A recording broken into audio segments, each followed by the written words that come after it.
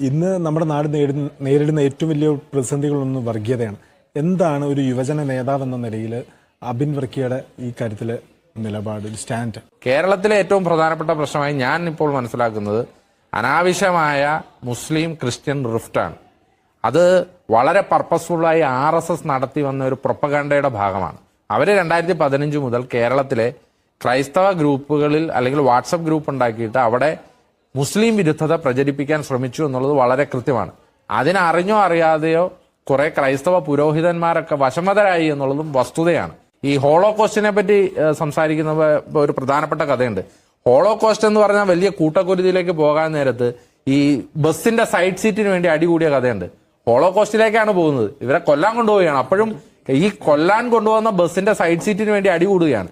ആ അടികൂടുന്നത് പോലെയാണ് നാട്ടിലെ ക്രിസ്ത്യാനിയും മുസ്ലിമും അടികൂടുന്നത്. കാരണം ഇവരെ രണ്ടുപേരെയും ചേർത്ത് ഹോളോകോസ്റ്റിലേക്ക്